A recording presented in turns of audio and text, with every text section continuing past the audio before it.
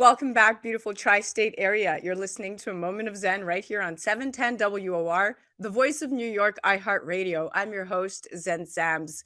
Welcome back to our innovation and tech segment brought to you by Caldwell Soames. Today we're featuring returning guest Robert Edward Grant, innovator and successful entrepreneur, best-selling author of Philomath. He specializes in number theory, mathematical physics, and blockchain cryptocurrencies. Recently, Robert and his partner Alan Green presented proof that the last wonders of the ancient world, the three pyramids of Giza, can be geometrically derived from the geometric perfection of Metatron's cube. So, what is Metatron's cube, you ask? Well, according to sacred geometry, Metatron's cube represents the blueprint of creation. In fact, it symbolizes balance and harmony, illustrating how all life is connected. It's a blueprint that also apparently lies in us. Metatron's cube is made up of 13 circles that are connected by straight lines. Together, they're believed to form all the shapes in existence. Even more intriguing, the five platonic solids are contained in the cube, which are sacred geometry shapes that are thought to be the building blocks of the universe. But what divine meanings are behind its intricate patterns? No pyramids are more widely known than the pyramids of Giza, located in the west bank of the Nile River outside of modern-day Cairo. The largest of the three, the Great Pyramid, is the only one of the seven wonders of the ancient world that is still standing. Is this due to its form, the triangle, which just happens to be one of the strongest and most stable shapes? Or is it due to the perfect geometry and divine measurements that helped build this massive structure? Here to chat Pyramids of Giza, Metatron's cube, and how it's all connected is the amazing Robert Edward Grant. Welcome to the show, my friend. Hi, great to see you again. Great to see you. This is right up your alley, and you are the perfect person to chat with us about.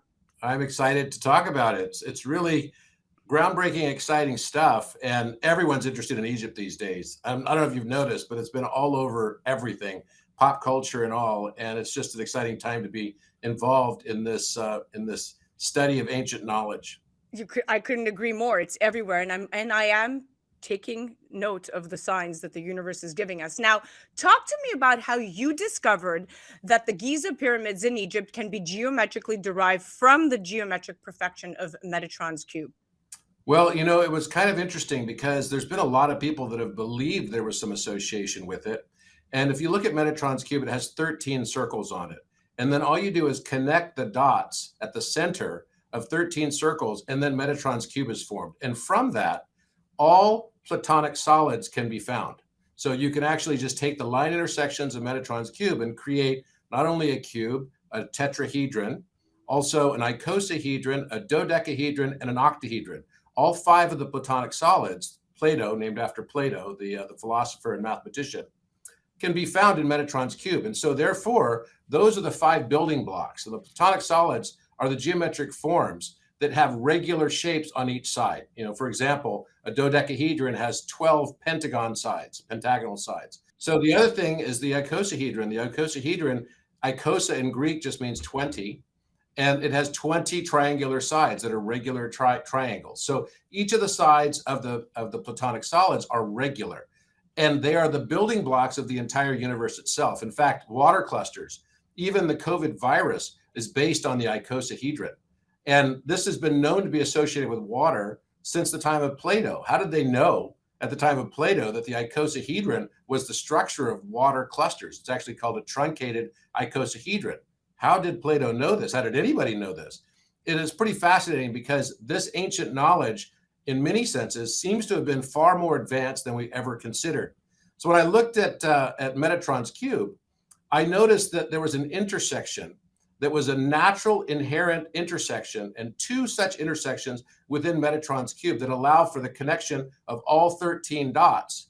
And when I found that one section and I found where it crosses the baseline of the center triangle that can be formed out of Metatron's cube, which also forms a rectangular shape, then I drew from the base of Metatron's cube, the pointy part at the bottom, right? And I plotted then a circle using a compass at the point of that intersection where those lines crossed over, and it formed exactly a circle that had a radius and therefore a diameter that was equivalent to the width or the base width of the Great Pyramid. And I mean Exactly. Wow. And not only that, but from the base to the center of Metatron's cube then becomes the height of the Great Pyramid. So this does two things. It actually accomplishes squaring the circle. It allows for a circle that is formed out of that that would actually have the exact same height as the diameter of the circle for the pyramid.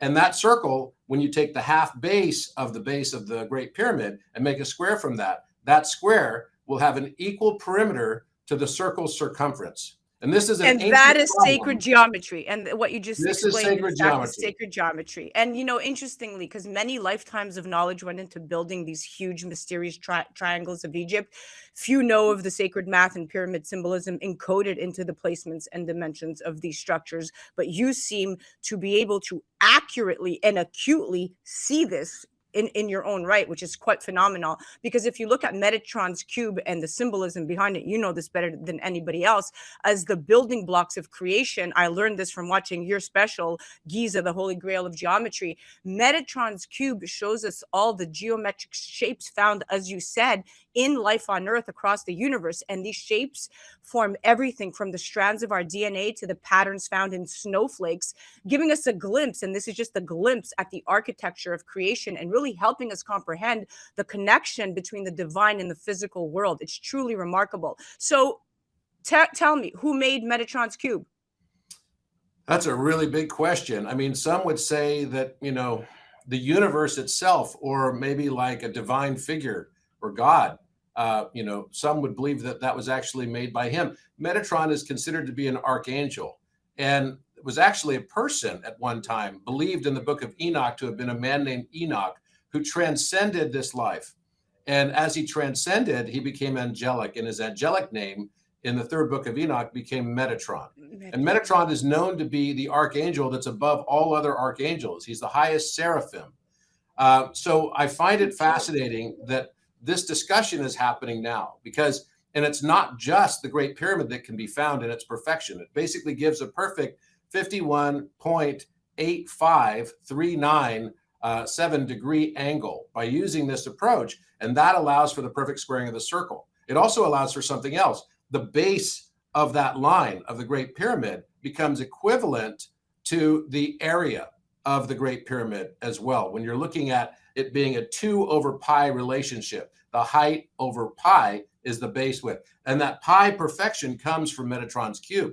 And that is just something that's foundational, because if you look at some of the ancient Sumerian texts as well, you'll find Shamash holding in his right hand often a circle and a rod. Right? And you've probably seen this if you've looked at any of the ancient cuneiform and ancient sort of clay tablets coming out of Sumeria. Well, that circle and rod has the same proportions as the base of the Great Pyramid and the circle, right, that would be to the half point of the Great Pyramid and its height. So that's basically telling us that you have a circle that has an equal circumference to the base. It's the base is a straight line. It's so perfect. It's like mind-boggling. And it's not it's just mind-boggling. We also find the Khafre and Menkaure pyramids can be derived geometrically without any measurement whatsoever to construct it, which is a principle from ancient Greece, a principle from ancient architecture. So you could say that geometry is the music that we experience with our eyes, right? And then when we take that geometry and put it into musical form, then it can also be expressed in the form of architecture. So when we look at architecture that's really beautiful, it's like hearing symphonies for us, right? Because and that's the truth. That's the bottom line. Hearing symphonies. Wait, I have one more question. I want to be mindful of the time. So everything you're saying is giving me chills. I'm sitting here like in awe, like just listening to you. But when you take it one step further, and of course going back to Metatron, right? It's believed that the Italian mathematician Leonardo Pisano, known as Fibonacci, first discovered Metatron's cube. Okay, so there's argument there, but he is an important figure in sacred geometry who also introduced the Fibonacci sequence. And this is a mathematical sequence of numbers that are found throughout nature, such as the spiral of snail shells, which is amazing. Now, let's scale it back. So the pyramids contain this massive amount of information about the blueprint of the universe, the solar system, and man hidden in its geometric form. What insights can you share with us, Robert? And what does all this mean for humanity?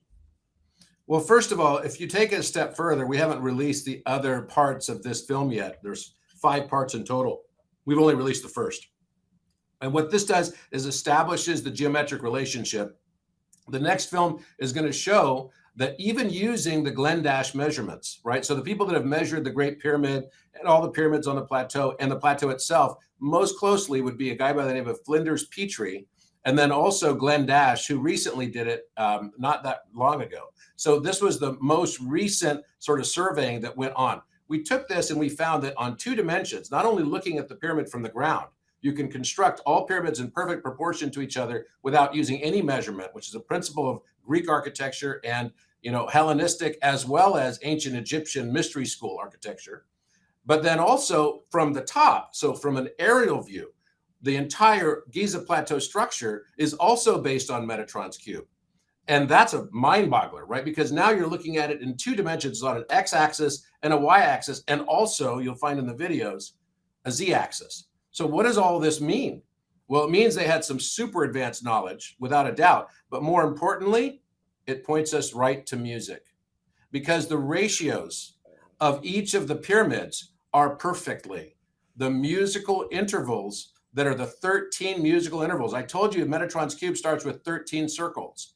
The 13 circles represent each of the musical intervals that are resident within 1 octave of music. So we have things in music, if you know any music theory, we have something called a perfect fifth. We have a major third, and we have a minor sixth. So you basically take each of these and make them opposite. A major third has an opposite that would be its inverse as a minor sixth, and they all have to sum to 9. A third will add up with 6 to 9, for example, and a major second becomes a minor seventh. What we find is all 3 pyramids perfectly demonstrate the exact Pythagorean musical intervals of all musical intervals. So this means that the Great Pyramid is the diminished fifth and the augmented fourth. The second pyramid, Khafre, is the perfect fifth and the perfect fourth. And Menkaure is the major third and the minor sixth. And each of these represent emotional states for us, because when we listen to music, it gives us emotional feelings, right? Oh, yeah. Oh, yeah. I just listened to Tchaikovsky's Fifth Symphony over on the way here, and it was like, wow. Yeah. And the thing is that what we notice is that when we look at the Great Pyramid and what we look at when we look at Menkaure is the 3rd pyramid. It gets the least attention because it's the smallest, but actually it has the most perfected relationships for love, divine and romantic love. And yet the emotion that people feel when you listen to the inverse of the major third is the minor sixth, and they say it's heartbreak. It's heartbreak. So wait a minute. So when we look at the pyramids, then if they represent all 13 intervals, that represent all 13 colors of a gradient of a rainbow, right? And a full octave of light. It's still connected. It's still going. Robert, this is endless. This is fabulous. Who are you?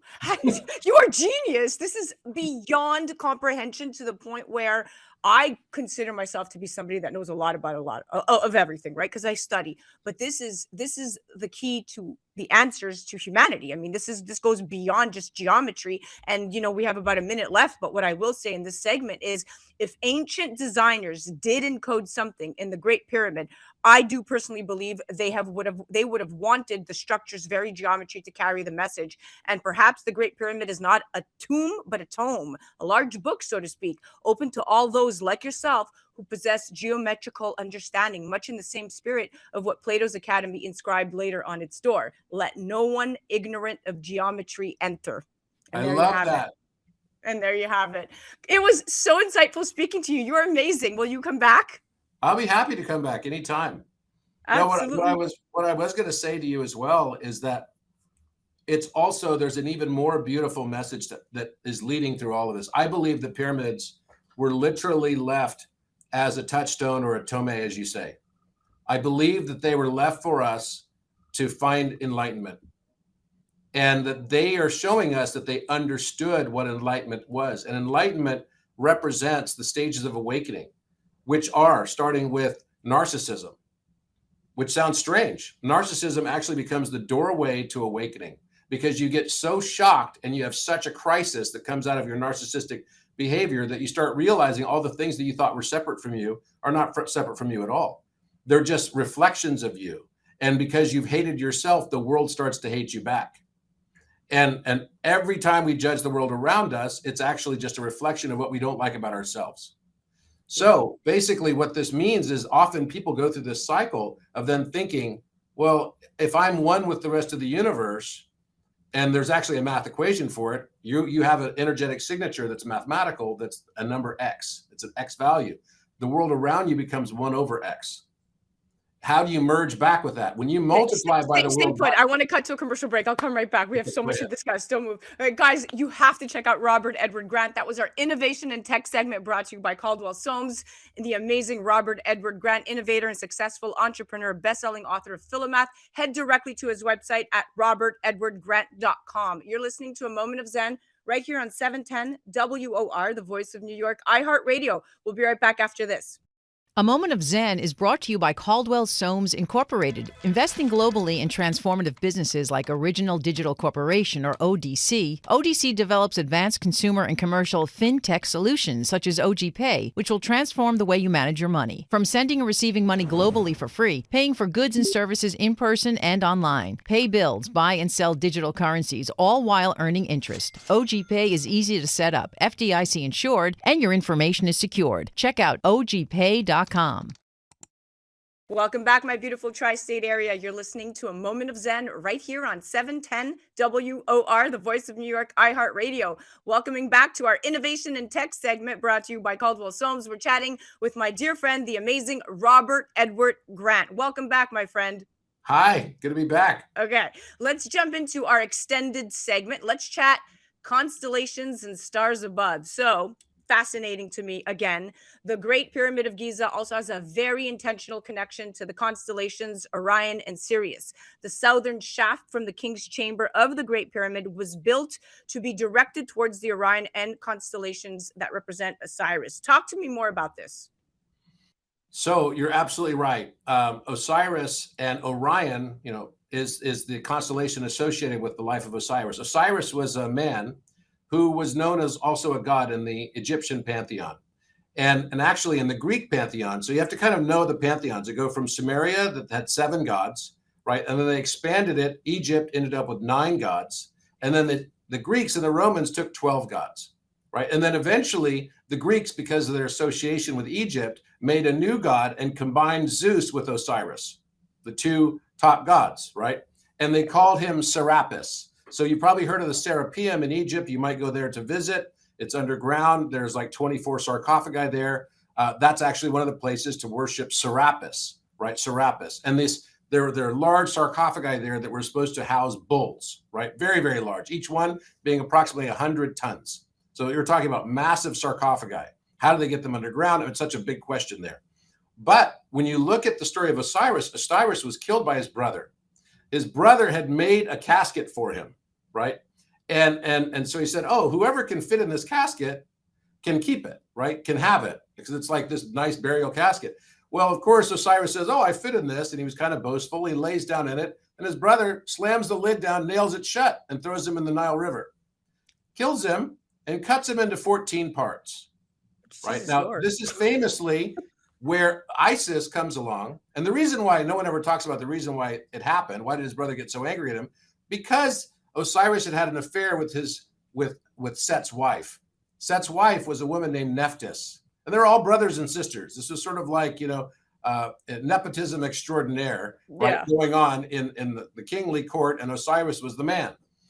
Well, he basically was killed and taken into 14 different parts. And Osiris and Nephthys tried to work to find all the pieces. They found all the pieces except for the penis. And that one thing that was left, and some people say, oh, it was eaten by the fish. And other people say that Nephthys kept it for herself.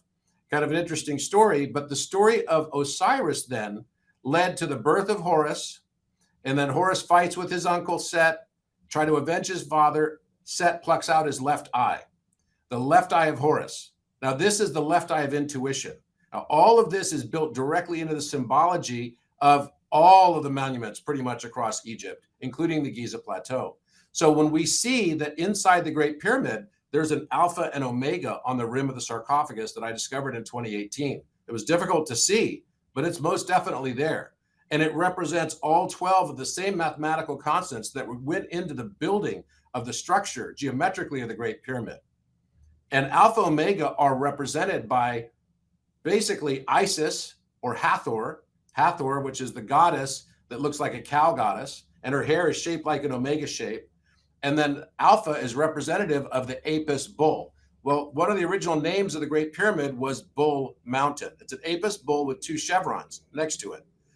The story of Osiris is represented by the great god of the West, who is Osiris. And Osiris is the Apis bull representation. Therefore, there is a cow and a bull on the north wall of the Great Pyramid that we discovered back in 2020 as well. So the point being here that this is the story, the Great Pyramid is the unfinished man, represented by Osiris going to the underworld and being killed by his brother, and then going through several cycles and lifetimes of reincarnation over and over and over again until he finally learns divine love and can come out of this underworld and out of the cycle of samsara and repetition. And all of this is taught in the Great Pyramid of Giza if you know how to read it. Now, interestingly enough, let's talk about the Trinity, because there's another significant piece of pyramid symbolism that we should mention. It's the concept of the Trinity. And all throughout history, in every religion and spiritual practice, the Trinity and the number three have been an important representation of pyramid symbolism. I'm Greek Orthodox, and I know that for us, the Trinity is the Father, the Son, and the Holy Spirit. When we pray, we combine our three fingers. The Trinity of life, death, and rebirth is often linked with pyramids for those who believe they were built as burial chambers and assisted in the deceased spirits in their travels to the afterlife. To very much the story you just told us about. But mind, body, and spirit, along with the past, present, and future, are a few other notable trinities. Talk to me more about Trinity. Talk to me more about the representation and the notion of three in all of your discoveries. Well, Nikola Tesla said, that everything is based on 3, 6, and 9. And I do believe that to be true. And we talked a little bit earlier about Metatron's cube.